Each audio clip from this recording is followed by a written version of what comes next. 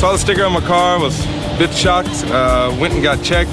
Got ourselves checked by a dermatologist. Everything's great, so we're glad we actually popped in. I had a little spot that I was worried about, and they've referred me on.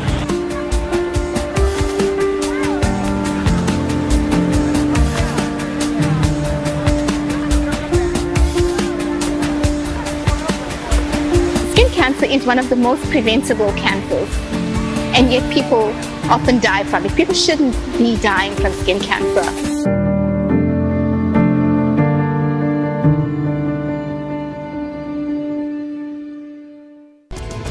So, do you worry more about minor scratches or patches on your car than paying attention to unfamiliar patches on your skin? Well, South Africa has the second highest incidence of skin cancer in the world after Australia. In 2015 alone, skin cancer is reported to have cost the South African health system more than 90 million rands. But the good news is that skin cancer can be prevented. You might ask, well, how? Well, that's what we're going to be talking about today. We're focusing on skin cancer.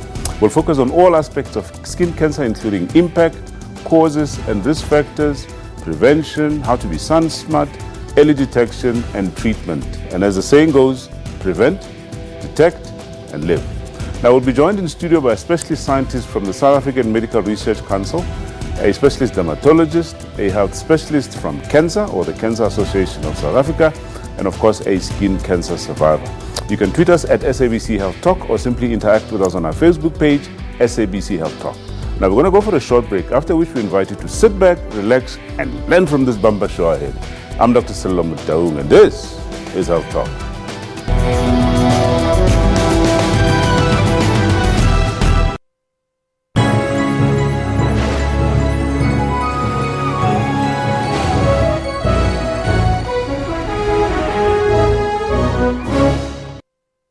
At MedShield Medical Scheme, we don't just talk health, we do health. SMS MedShield to 33023 or talk to your broker to get your kind of care. Ho, ho, ho. I know the festive period is upon us, and I just want to say thank you very much indeed for supporting the SABC. Thank you for watching this year. Please be safe. Please don't drink and drive. We wish you a Merry Christmas and indeed a Happy New Year. Next year, do keep it sporty. Bye-bye.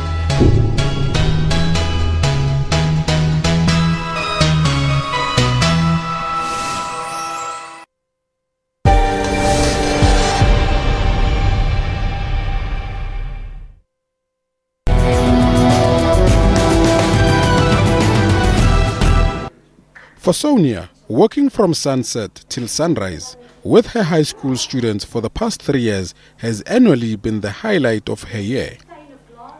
Her life as a child and from then on has been inundated by cancer. Losing her own mother to this disease and her own diagnosis and the subsequent supplement of her life insurance made her value and feel each breath each day. I was driving to the school's offices in Houghton, and I got a call on my cell phone, and it was from the surgeon himself, not his nurse or anything, and he said, where are you now? Very abrupt. Can you please make a U-turn and come straight back to me, because we've got to decide on your treatment going forward. And I want to tell you, my heart nearly stopped, because I'd lost my mother to cancer. I'd lost my aunt to cancer.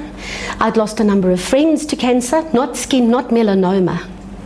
But cancer was the big scary word for me. Do you know what I mean? I really didn't want to have a diagnosis of that ever. Cancer affects your emotional health, and having feelings of depression, anxiety, fear are a very common and abnormal response to this life-changing experience. For me, it felt as if the world kind of, the two things, I can remember standing at my post box with my heart beating, my heart literally beating in my chest, thinking, I'm going to die. Everybody knows a stage 4 cancer, you know, most of us know, it's the writings on the wall.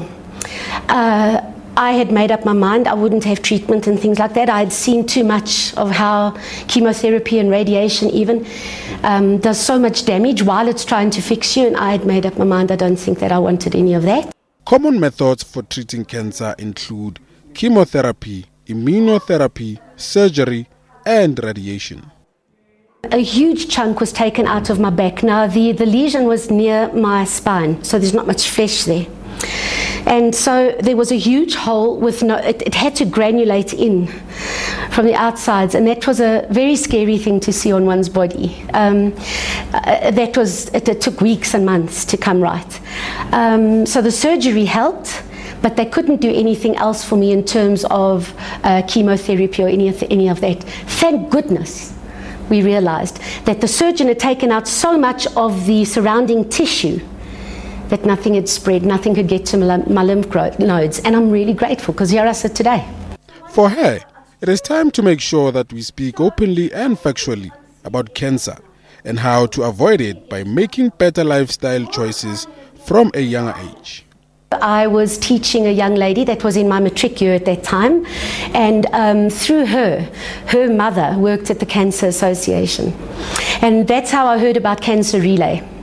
And they came to explain how Relay works and what the philosophy is behind Cancer Relay, and it really, really sounded like a wonderful idea to me, particularly because it would expose so many young people, teenagers, the children I work with, and their families, and everybody else by association in a ripple effect, to getting to know the facts about the sun. See, we hear a lot about don't smoke, exercise, watch what you eat. We don't hear enough, in my opinion, it's getting better, about sun damage. We don't. All right, so to help us understand a little more about skin cancer, it's a pleasure for me to welcome our three special guests today. First up on my extreme left is Professor Michael Herbst.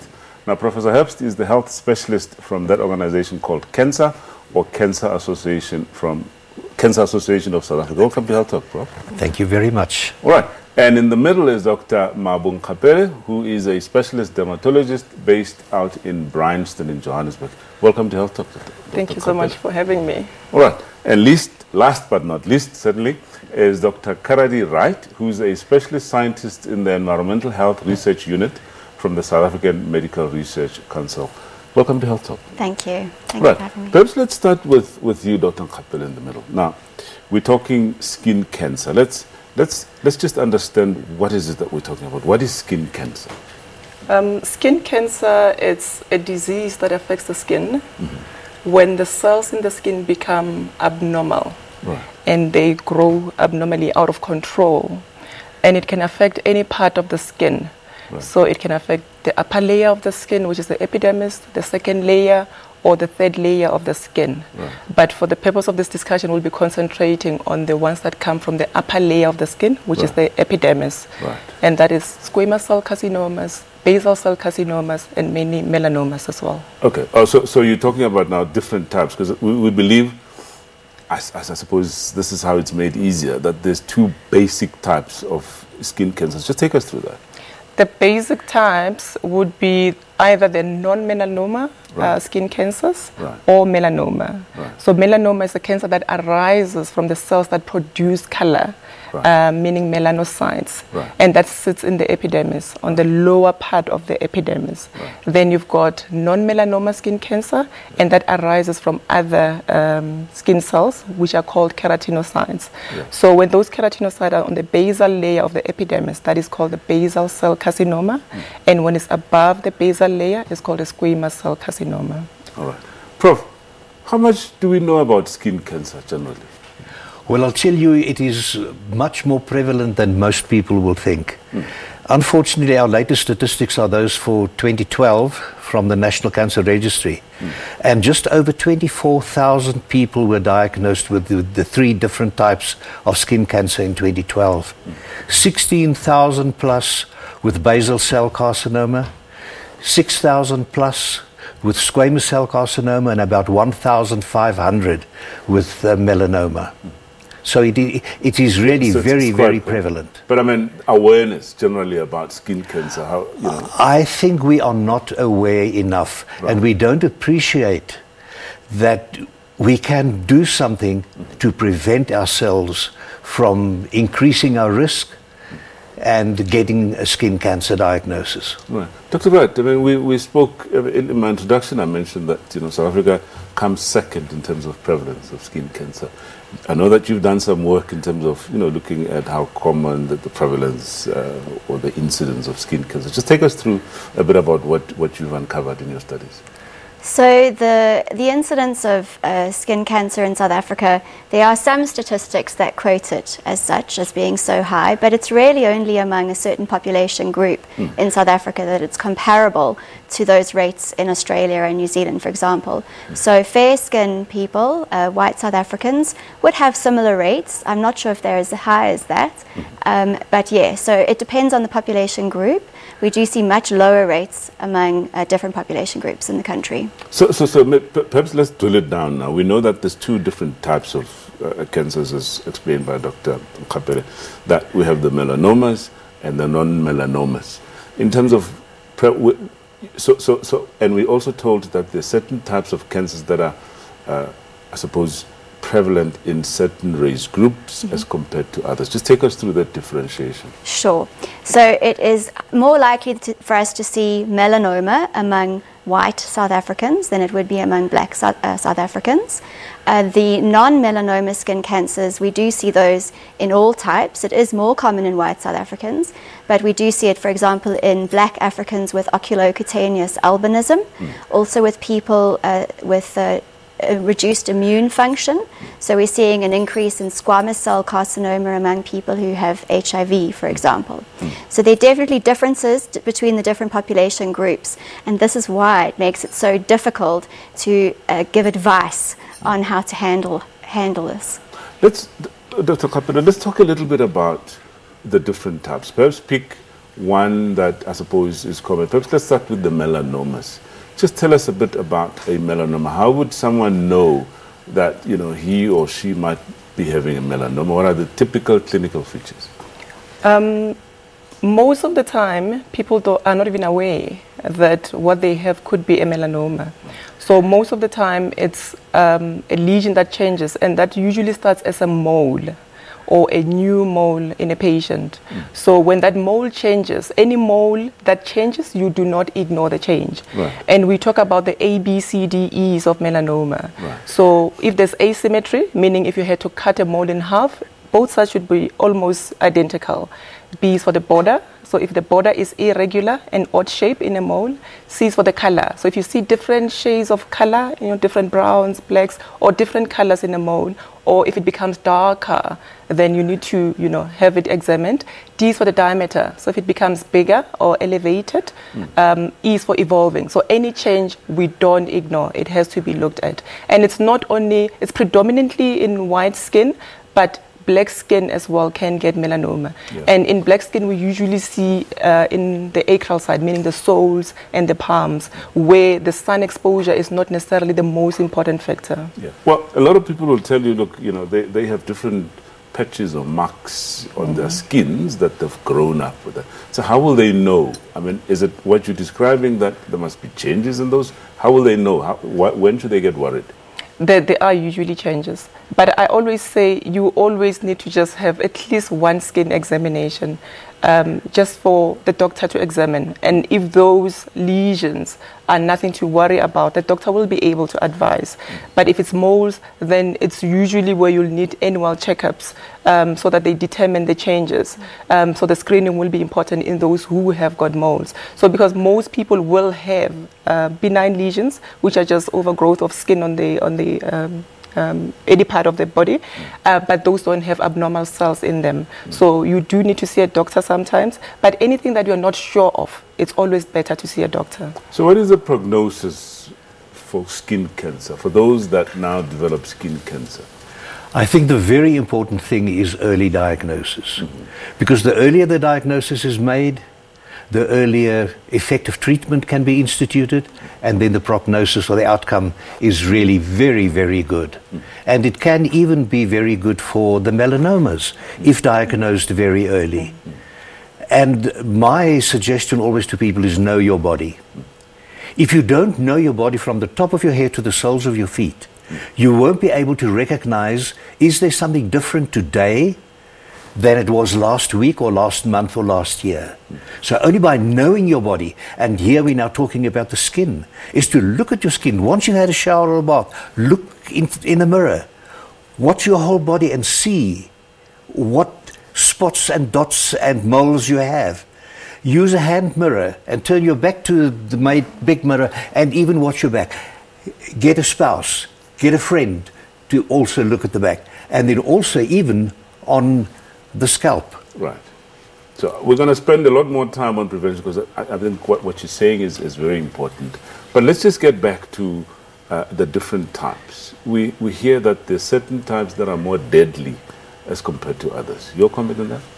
It's mainly the melanoma. Right. Like you said, with melanoma, if it's detected early, meaning it's still in the upper layer of the skin, the epidermis, then usually by just removing it, that's usually a cure. But if it goes deeper into the skin, then there's a chance that it can go into the lymph nodes and internal organs, and that's where it can be fatal. So melanoma is the one that we usually worry a lot about with late detection because it can lead to death. With non-melanoma skin cancer, usually they will be locally destructive, meaning they'll go deeper into the tissues. And they can cause disfigurement in those who ignore it and don't consult, but usually they don't metastasize or go to other parts of the body. So not necessarily deadly, as it were. Yes, most of the time. Dr. Wright, clearly skin cancer is having a huge impact, in the health system, as I mentioned. I'm going to ask you to comment on that, but not now, after a quick break that we're going to take. Okay, time for a quick commercial break. When we come back, we're now going to be talking about impact, causes, and risk factors for skin cancer. Please stay with us.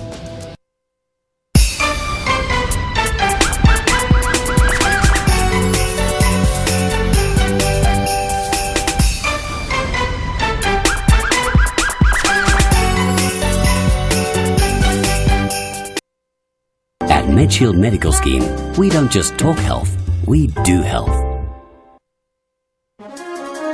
Show me a greater power on the whole continent of Africa.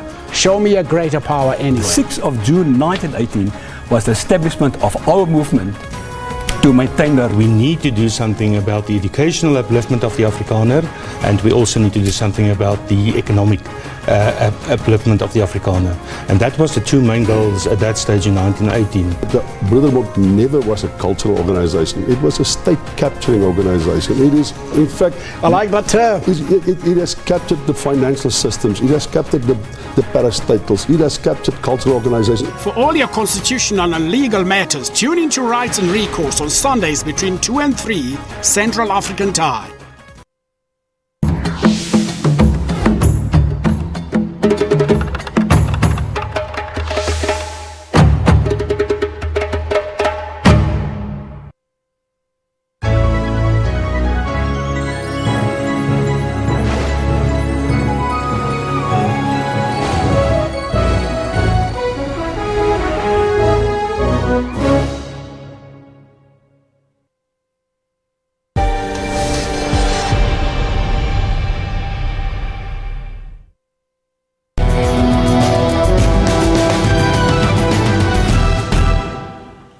Welcome back, and thank you for staying with us. We're talking skin cancer, and with me in the studio is our special guest, Dr. Karadi Wright, scientist in the Environment and Health Research Unit at the South African Medical Research Council. It's just easier to say South African Medical Research Council, isn't it? Absolutely, yes. And of course, we have Dr. Mabung Kapela, a specialist dermatologist based in Bryanston, and we're now joined by another special guest, Naniki Seboni.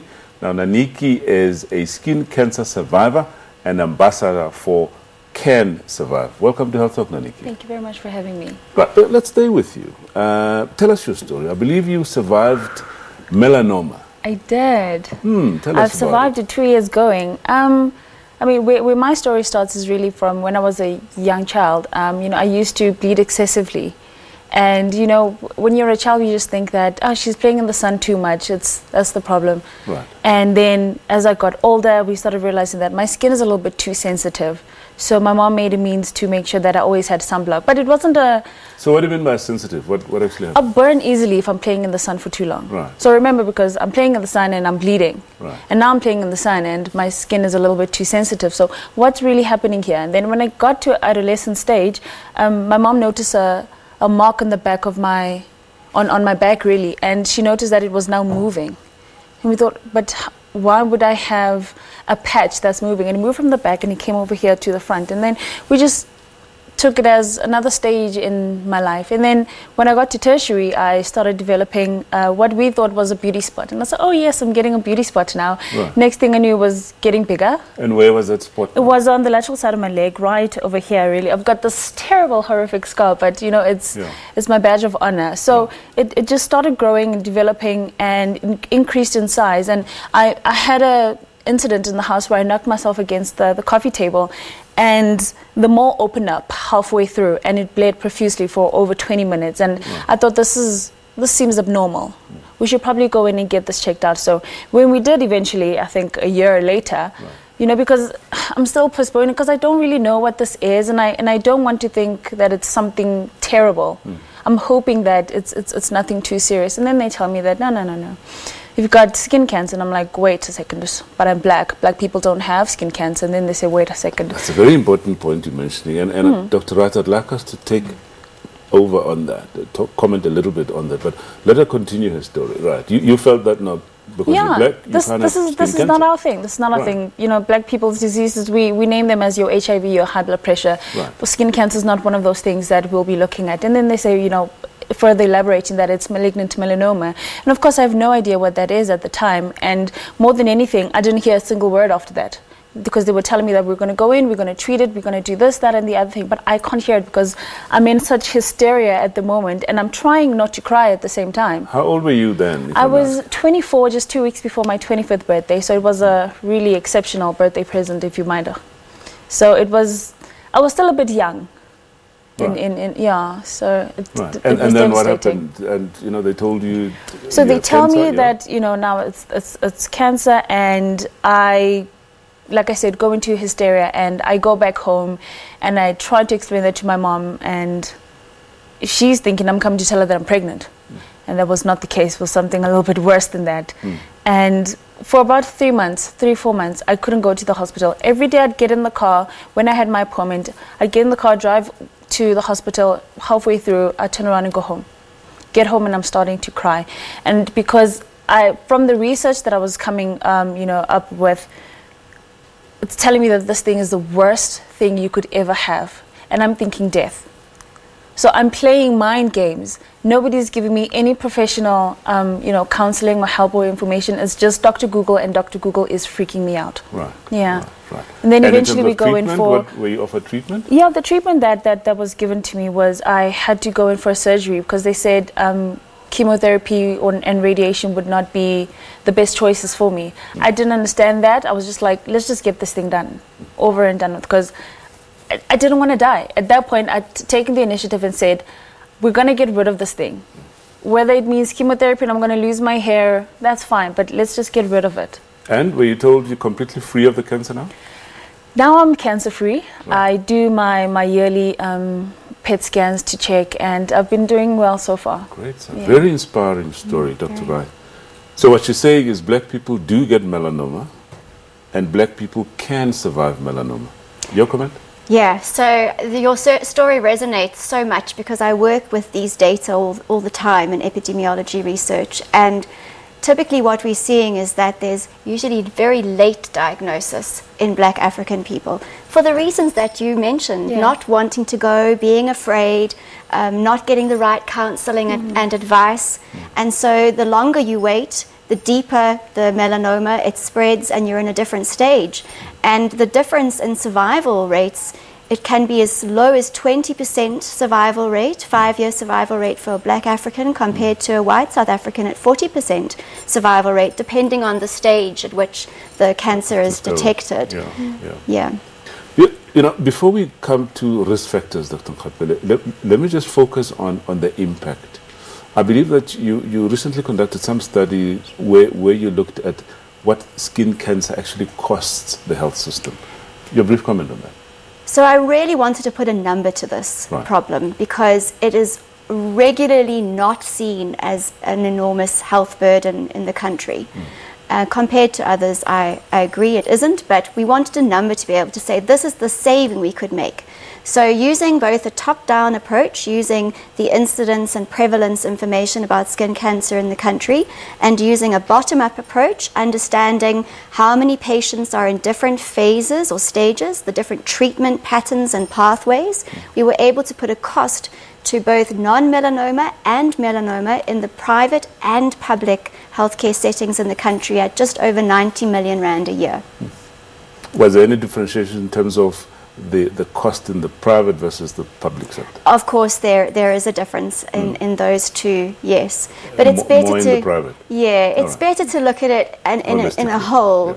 For a whole perspective. And really the savings that we could make would cover 2 doses of HPV vaccine to more than 300,000 girls in South Africa. So it's a substantial amount of money. It is indeed. Dr. Nkopeli, who's at risk of developing skin cancer? We're now told black people can get it, white people can get it. Who's at risk? It's still mainly white patients. Because of the fair skin, where the protection from the sun is not as enhanced as in black skin, but black people can get it as well. And we see it mainly in black skin where you've got oculocutaneous albinism, meaning you're not able to produce the melanin which protects from the skin. But her diagnosis, she's fair-skinned. So even if you're black and you're fair-skinned, you are more at a higher risk than somebody who is a darker color. But the risk factors are usually genetic factors, meaning what you are born with. And it's usually fair skin, red hair, blue eyes, people with freckles. Environmental factors is the sun. The sun plays a huge role in the development of cancer. Well, I think that's an important one because, I mean, it's December time now, everybody's lying at the beach, enjoying themselves and so on. So we're saying that people need to be mindful of the fact that the sun can put them at risk of developing skin cancer. Definitely. When it comes to skin cancer, the sun plays a huge role. Right. And that's what we can prevent. We can protect from the sun. And we usually say no 10, it's healthy. And I get patients who tell me that, a little bit of brown skin makes me look like I'm healthy. And I always say, you'd rather be more fair and have a healthy skin than have a tan and at a chance of having a melanoma. So sun exposure plays a huge role, recreational or over a long period of time. Suntan baths as well. That's a big one, because I would imagine the thinking is, well, if you guys are saying it's dangerous to tan out there in the sun, let's go to some place where they have these fancy birds and we can tan in there under ultraviolet light. And you're saying that's not right? It's not right, because they do emit ultraviolet light as well. So the sun emits the ultraviolet rays, which will damage the DNA and cause changes that will lead to cancer. So the suntan beds emit ultraviolet light as well, and that will cause skin cancer or increases the chances of getting skin cancer a lot. We're going to talk a lot more, because I'd like us to focus a lot more on this sun so that we kill the myths once and for all. But Naniki, before I let you go, tell us about Can Survive and your work as an ambassador, just in a minute. I mean, where do you begin with Can Survive? They're such an exceptional organization, and it's such an honor to be a part of them and also to be an ambassador. So what we go and do is cancer awareness and education around South Africa. And as you can see from my jacket, I've got badges, and I look like I'm a biker. So we travel around, and we're on our bikes when we come in. And really the main objective of the organization is to get as much education about cancer out. And it's not just one specific cancer, because there's different survivors in the group and supporters. So everybody has a story to share, and we go in and we impart a little bit of knowledge to, because we're experts through experience at this point. So we go in and we do the education and offer counseling as well. And we're part of a bigger group called People Living with Cancer. So that's the umbrella group, and there's different little organizations underneath, like Love Your Nuts, because that's also another big one. Yeah, so we do just a great bunch of education around South Africa. Well, Naniki, thank you so much for your time, and all the best in your work as an ambassador. Thank you very much. Absolutely appreciate it. Okay, guys, well, time for another quick break. When we come back, we now talk about the real thing now, prevention of skin cancer. Please stay with us.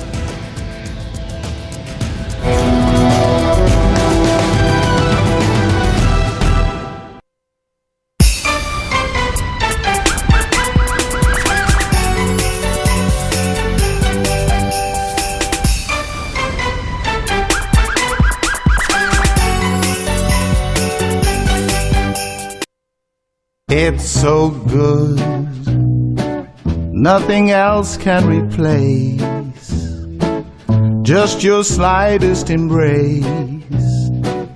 And if you only would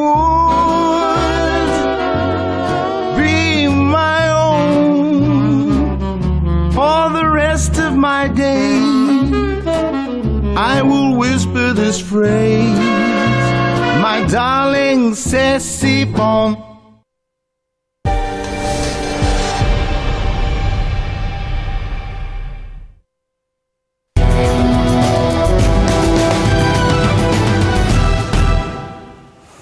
Welcome back, and thank you so much for staying with us. If you've just joined us, we're talking skin cancer, and I guess the big question we're trying to answer now is how can we prevent skin cancer? Well, our special guests are going to help me answer that question, and at the far left, Professor Michael Herbst, health specialist from Cancer. In the middle, Dr. Mabung Kapele, dermatologist based in Bryanston in Johannesburg, and closest to me is Dr. Karadi White, specialist scientist in the Environmental Health Research Unit at the South African Medical Research Council. Well, we had that inspiring story from Naniki earlier on, and of course it brought out a whole lot of course we went on to talk about the risk factors and so on. Now, I'd like us to focus on just prevention. First of all, perhaps let's start with you, Prof, on awareness. I know that as Cancer, you do quite a lot on, making people aware of skin cancer. Especially this time of the year, we're getting close to Christmas. Right. It's nearly New Year. And this is the time that South Africans will be seeking the sun. Right. And going down to the beach. Right. And this is where the important message is. Right. That we've got to strike a very good balance between sun exposure and vitamin D balance that we need in our bodies as well. Right. But we should really protect ourselves, especially between 10 in the morning and about 3 in the afternoon. Yeah. But this message about prevention shouldn't really be only around December time, isn't it? So we should really be talking about this all the time. Absolutely. Right. It is a daily thing that we should pay attention to. Right. And here I would really like, and I'm sure my doctor friend here will talk a little bit more maybe about it, is that babies under 6 months shouldn't be exposed to the sun at all. All right. We're going to come back to that issue because I'd like us to talk about the vulnerable group, as it were. But Dr. Kapele, earlier we were talking about risk factors. The one thing that we couldn't have a chance to talk about is, the issue of chemicals and other things that people may ingest that may put them at risk for developing cancer.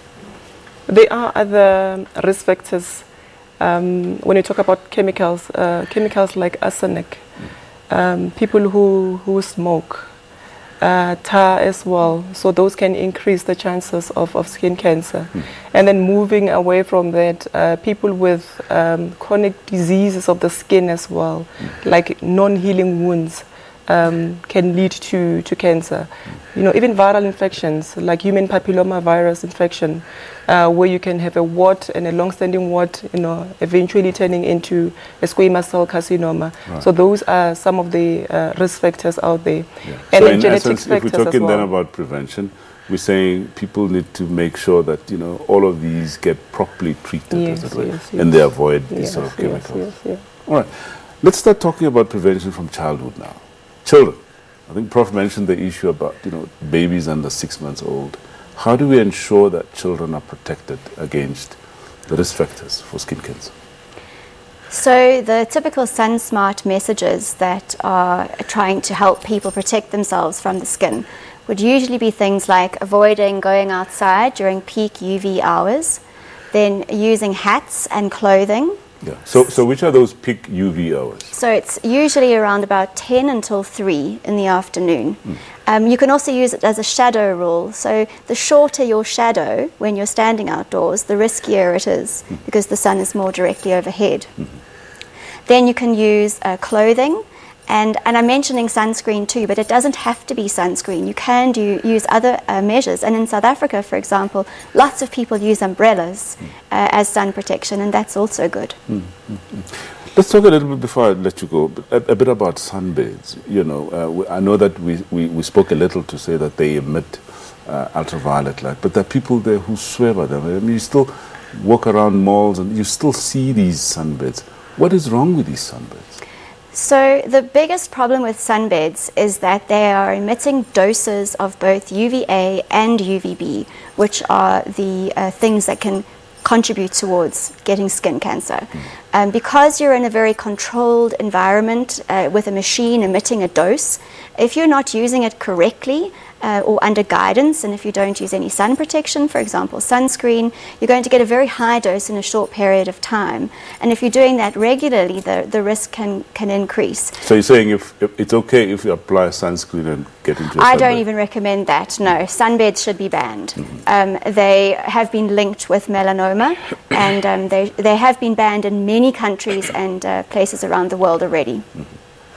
Dr. Khapere, now, perhaps before we talk about sunscreens, because I want us to talk about, sometimes it's a bit confusing. You walk into your pharmacy, there's this thing about SPF, and there's 30, there's 40, you never know which one is okay. But let's talk about albinism in general as a risk group. Now, what precautions can parents take, or in fact people with albinism? Albinism in particular, because they don't have the enzymes that lead to production of melanin, they're at a very high risk of developing skin cancer. So it's the general rules that Dr. Wright was talking about. It's about being sun smart. So from birth till the elderly, you need to use sun protection. And sun protection does not necessarily mean a sunscreen. It's avoiding the sun as much as possible, like she said, using a hat, an umbrella, clothes to protect. So anything that will prevent or reduce the chances of the skin being burned will help a lot. Does it matter whether you get exposed to the sun stationary or in motion? As in people involved in sports, for instance, sports activity. It doesn't really matter. Right. It's ultraviolet light on the skin that causes changes in the skin. So whether you're stationary or you are walking, it doesn't really matter. You need to protect your skin from the sun. Right. Let's talk a bit about these skin protection factors. I mean, you just make it simple for the public out there. What should they be looking for? I think it's important that we know that looking at the SPF, the higher the SPF, the higher the protection that the sunscreen will provide. And as a general rule, I think, most fair-skinned people should go for an SPF of around about 50 and really apply it. But if you go into the water and things like that, it washes off. You've got to reapply after the skin is dry. When you are exercising or you're playing a sport, you don't feel the heat of the sun, but you perspire and you get rid of some of the sunscreen, so you have to reapply. And something that people very often don't know is that sitting next to a swimming pool or on the beach, you can get double exposure to UVA and UVB because it reflects from the water and it reflects from the surface, the cement, the light-shaded paving around the swimming pool. So sitting under an umbrella next to a swimming pool, you may still be exposed from the reflection. Okay. Then you often see this, sometimes it's SPF or sometimes it's UPF. What's the difference? The sun protection factor of a sunscreen just means the protection that the sunscreen affords when the person uses it.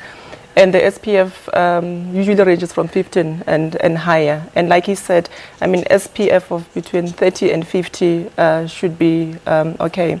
But we always advise that use a broad spectrum sunscreen. So it must cover both the ultraviolet A and ultraviolet B. And the measure, the SPF, is more of a theoretical measure. So in practice, we advise if you are outdoors, at least reapply your sunscreen every 2 hours. So if you swim and the sunscreen washes off, you need to reapply the sunscreen. So SPF of 30 to 50 should be okay, but you need to reapply every 2 hours if you are outdoors. And just make sure that you use a broad spectrum as well. And it doesn't mean when you use a sunscreen, it's protective 100%. So use other measures as well. Well, talking about other measures, I mean, there's a cost factor when it comes to sunscreens. People need to go out and purchase these. What about good old Vaseline? How effective is it? It's not effective. No, it's not completely ineffective. It's not a sunscreen. So what else in the household can people rely on in the absence of, the sunscreen? Obviously, we understand the issue about clothing and other stuff, yeah? Yeah, I would just go with covering up with clothing, and really know your skin, know the skin you're in. For example, we heard earlier that if your skin burns easily, you know that, then use some form of protection or avoid the peak hours of the sun. If you know your skin doesn't burn, then it's less likely that you're going to be at risk in the same way. And clothes. Clothes are protective. Umbrellas, a hat, so anything that covers the skin will help. Okay. You mentioned UPF. Yeah. And UPF applies to the material. Right. So SPF will be the sunscreen, and UPF will be the protection provided by materials. And people should try and get the best good woven UPF high quality materials. And it doesn't help to wear a bikini with a UPF of 30 or 40 or 50 because it covers so little of the body. And very often people will buy these things and it will say high UPF, and people shouldn't be fooled. It's the amount of skin that is exposed to the sun that is really of importance. All right. Your last word on the sunbeds. Do you think, I mean, you find them all over the place. Now, knowing what we now know about sunbeds, do you think there should be some form of regulation on these? Yes, I do think there should be. It's not just that people are using them a lot, it's how they're being used. So in some work we've done, there are no age restrictions in South Africa specified through regulation that says a child can't use a sunbed, and we are seeing children using sunbeds too. So there needs to be something done to ban sunbeds, or at the very least apply stricter control on their use. Well, Dr. Karadi, right? Thank you so much for your time. Thank you. Okay, time for another quick commercial break. When you come back, we talk about treatment. Please stay with us.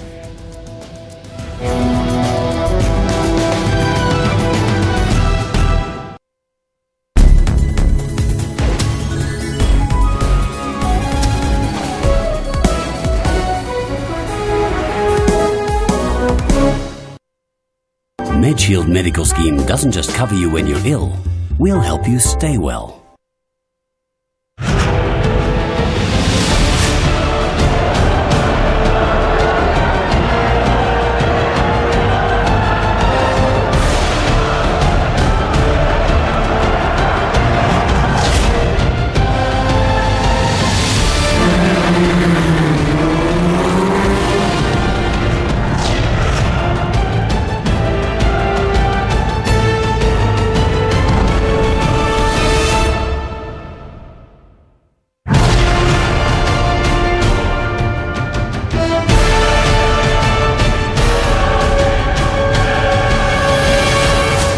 Live, Saturday and Sundays at 8:30 p.m.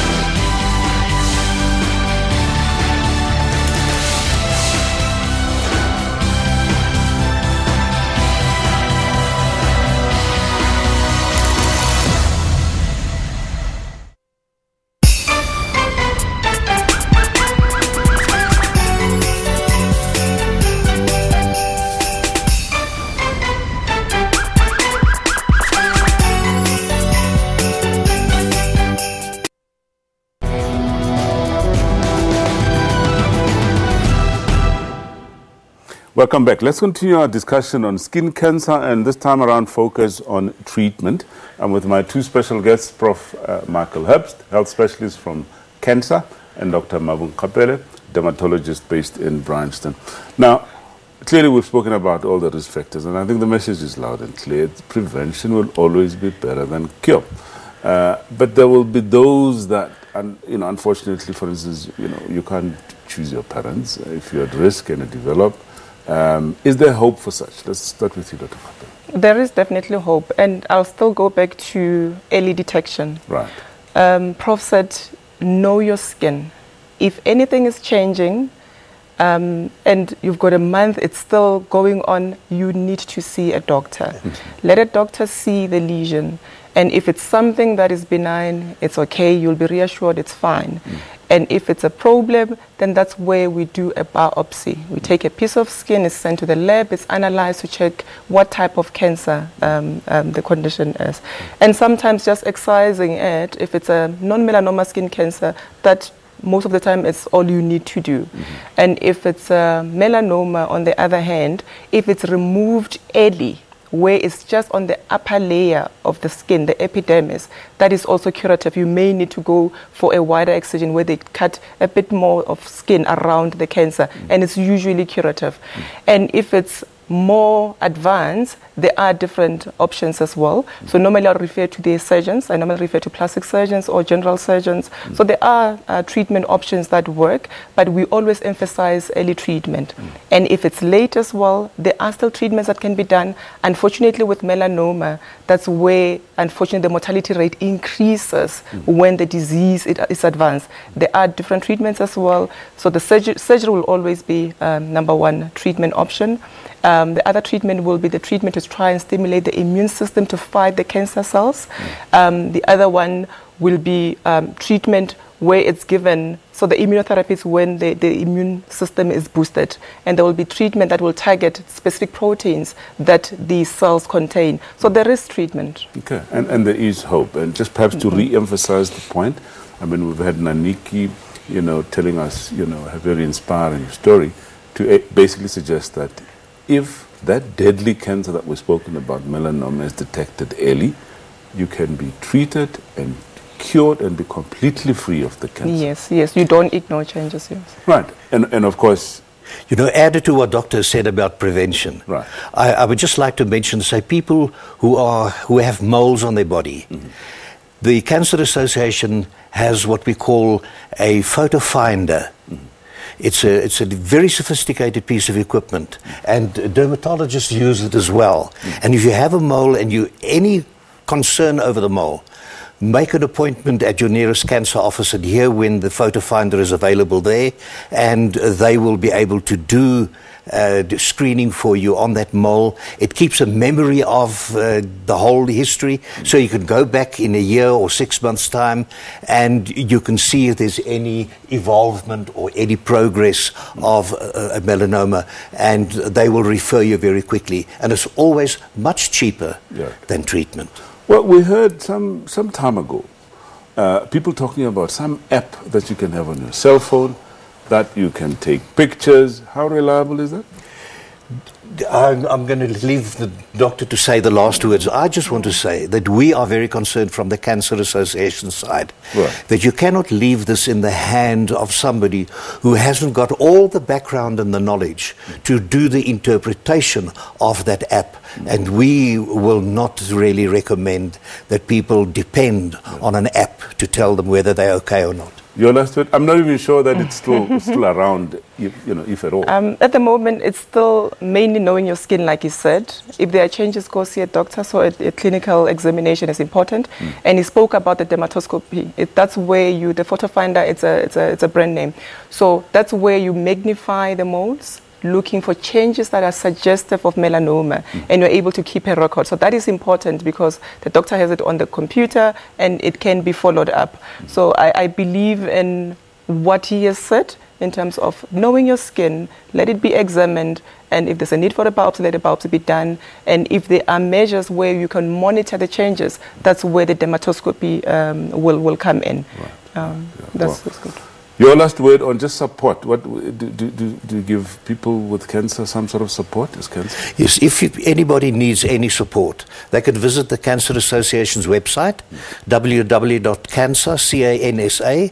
cancer.org.za, and there's also a toll-free telephone line for people who don't have money or access otherwise. Yeah. 0800 22 6622, and they're welcome to contact the association. All right, we will put all of those details on the screen. Well, it's been such an insightful discussion. Prof. Michael Herbst and from Cancer, and Dr. Malcolm Kapele, dermatologist based in Brighton. Thank you so much for your time. Thank you very much for having me. All right. Well, thank you, folks, for watching, staying with us, and you know, of course, we continue to take all your calls and tweets in all our shows. So it's time to say goodbye. See you next week, same time on SABC. And remember, if you've missed any of our shows that you missed, perhaps you couldn't watch, you can always catch them on the YouTube channel. And my name is Dr. Musulamatau, and from all of us here at Health Talk, would like to wish you happy holidays. Please do take care.